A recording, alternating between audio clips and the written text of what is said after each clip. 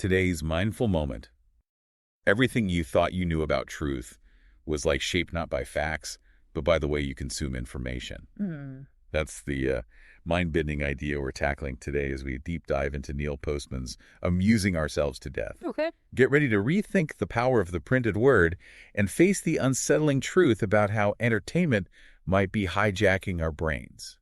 Postman was a media theorist ahead of his time. Okay. Back in 1985, he predicted a future where truth would become irrelevant. Wow. Not because of censorship, but because we'd be too busy entertaining ourselves to even care. That's a chilling thought. Yeah. And to think he wrote this before the internet, Right. smartphones, and the 24/7 news cycle. Yeah. He almost makes Orwell's 1984 seem optimistic. Right. Yeah. The common assumption is that we'd be controlled by a big brother figure, but Postman suggests something much more insidious. Yeah. We're willingly surrendering our critical thinking skills to the siren song of entertainment. He actually argues that Huxley's Brave New World is a more accurate reflection of our trajectory. I'm curious, why does he think that? Because in Brave New World, people aren't forced into ignorance. Right. They're distracted by pleasure, Right. lulled into a state of apathy where truth simply doesn't matter. Sound familiar?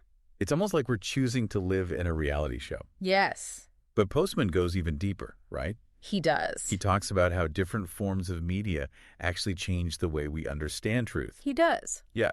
Postman argues that each medium has its own epistemology. Okay. Now, that might sound like a mouthful, Yeah. but it's basically a fancy way of saying, how do you know what you know? Right. What counts as evidence? Okay, I'm starting to see the connection. Yeah. Like if you're trying to prove a point in a court of law, a written contract holds more weight than someone's vague recollection, right? Exactly. Yeah. Postman uses the example of a student defending his thesis. Okay. He was told a footnote based on spoken testimony wasn't valid. He needed a published, printed source. The medium itself dictated what was considered true. That's fascinating. Yeah. So what does that say about our world today where so much information comes from fleeting social media posts or short video clips? It almost feels like we're moving further away from the printed word and its emphasis on logic and evidence. And that's one of Postman's key concerns. Okay. He argues that early America, with its reliance on printed materials, fostered typographic culture. So newspapers, books, pamphlets. Yes, These were the primary sources of information and debate. absolutely. Okay. Think about those legendary Lincoln-Douglas debates. Okay. 7 hours long. Wow. With no visuals, just two men engaging in intricate arguments based on logic and reason. Yeah. People actually paid attention to that. It's hard to imagine today with our 8-second attention spans. I know. Yeah. Right. But if Postman's right, those printed words were shaping not just what people thought, but how they thought. Precisely. Right. Their brains were wired for deep analysis, for considering different perspectives, for engaging with complex arguments. Right. And then television came along and changed everything. Okay, here's where it gets really interesting, because I think this is where Postman's ideas really hit home for us today. Yeah. Television, with its emphasis on images and entertainment, created a whole new way of understanding the world. Right. Yeah. It shifted our epistemology. Yeah. Suddenly everything became about the spectacle, about grabbing attention, about stimulating emotions rather than engaging our minds. It's like the difference between reading a well-researched article and watching a highlight reel. Yes. You get a quick hit of information, but you're not really diving deep into the nuances or the context. And that's precisely what Postman worries about. Yeah. He argues that television has turned American culture into a giant spectacle where entertainment reigns supreme even in areas that should demand seriousness and critical thought. So we've gone from the age of the printing press to the age of show business. Yes. And we're all just players on this grand stage, whether we realize it or not. That's the unsettling question Postman leaves us with. Right. He doesn't believe we're doomed, but he urges us to be aware of the ways television and all media shape our perceptions of reality. Okay. And in the next part, we'll explore how this show business mentality has infiltrated areas you might not expect, like religion, politics, and even education. Okay. Welcome back. And as promised, we're going to explore how this show business mentality has infiltrated some pretty unexpected areas. Right. I have to admit, when I first read Postman, I was surprised by how much he had to say about religion. It's one of the most thought-provoking sections of the book. Okay. Postman argues that when religion gets filtered through the lens of television, it loses something essential. He's not against religion, mind you. Right. His concern is about how the medium itself changes the message. So it's not about the content of religious teachings, Right. but about how those teachings are presented on television. Okay. Think about the difference between experiencing a religious service in a grand cathedral with its stained glass and soaring arches, Right. versus watching a televangelist on a brightly lit stage with a live band and a cheering audience. It's like the difference between attending a play and watching a movie. Yes. The medium itself creates a different kind of experience, a different way of engaging with the material. And Postman argues that television, with its emphasis on entertainment and emotional appeal, simply isn't a good medium for conveying the complexities of religious faith. It's like trying to explain quantum physics through interpretive dance. Right. You might get some interesting visuals, but you're not going to grasp the underlying concepts. So what does this look like in practice? Wow. What are some examples of how this show business mentality manifests itself in the world of religion? Postman points to the rise of televangelism with figures like Jimmy Swaggart and Pat Robertson, Right. who became media personalities as much as religious leaders. Their shows often resembled variety programs with a mix of music, personal testimonies, and emotional appeals for donations.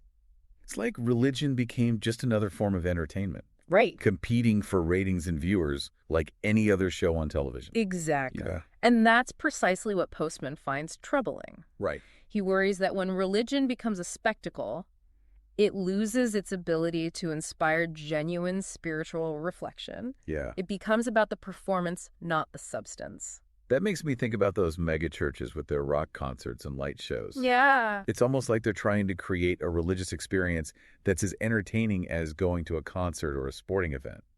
And that's a big part of Postman's critique. Yeah. He argues that this blending of entertainment and religion ultimately undermines the power of faith to challenge us, to inspire us to live more meaningful lives.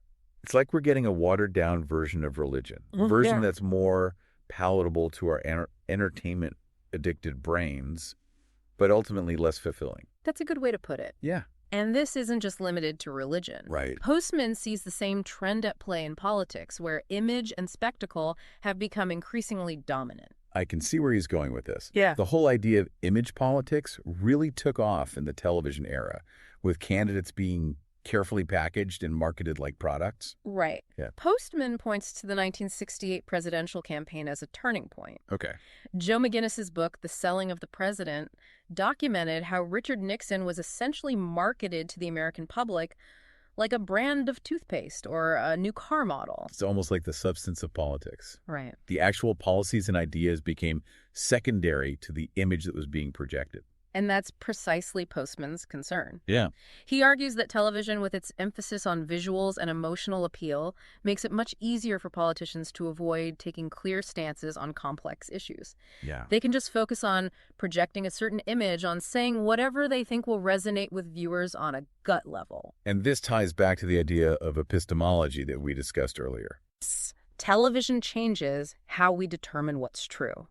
Instead of evaluating arguments based on logic and evidence, Right. we're more likely to be swayed by emotional appeals and charismatic personalities. You're getting it. Yeah. And this shift has some pretty significant consequences. Okay. For one thing, it makes it much harder to have meaningful political debates. Yeah. When everything is reduced to sound bites and image management, it's difficult to engage in nuanced discussions about complex issues. And it's not just about the politicians themselves, right? Oh. We as viewers have become accustomed to this kind of superficial engagement with politics. Yes. We expect to be entertained, to be given quick and easy answers, even when dealing with issues that are incredibly complicated. That's right. Yeah. We've become conditioned to expect everything to be presented to us in a neat, entertaining package, whether it's religion, politics, or even something as serious as a medical procedure. Wait, a medical procedure? Yeah. What do you mean by that? Postman talks about this televised heart surgery where both the doctor and the patient became celebrities. Wow. It was like the surgery itself was just another form of entertainment. Yeah. And that's a pretty disturbing thought. It's like we're losing our sense of what deserves to be treated with seriousness and respect. Right. Everything gets filtered through this lens of entertainment, this need to be constantly amused and distracted. And that's ultimately what Postman finds so troubling about the dominance of television. Yeah. He worries that we're losing our ability to engage with the world in a thoughtful, critical way. Right. We're becoming passive consumers of spectacle rather than active participants in shaping our own lives and our own society. It's a pretty bleak picture. It is. But is there any hope? I think so. Does Postman offer any solutions, any ways to resist this trend? He does. And in the final part of our deep dive, we'll explore his call for media awareness and discuss some practical steps we can take to reclaim our minds from the tyranny of the screen. Welcome back. We've been exploring Neil Postman's Amusing Ourselves to Death, and honestly, it's been a bit of a wake-up call. Yeah. The idea that we're trading truth and critical thinking for entertainment is pretty unsettling. It's definitely a challenging read, but Postman doesn't leave us without hope. Okay. He offers a call to action, urging us to become more aware of how media shapes our thinking and to reclaim our minds from the tyranny of the screen. Okay, so we're not just supposed to check our TVs and cancel our streaming subscriptions.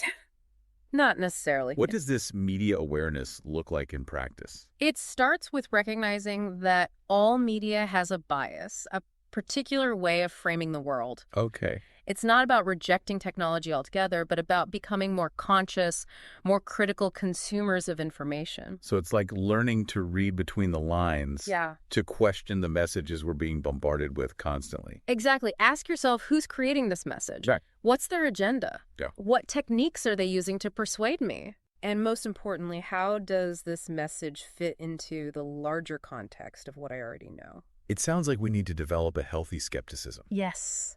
not just toward the obvious things like advertising, but also toward the news we consume, Yeah. the social media posts we scroll through, even the entertainment we choose.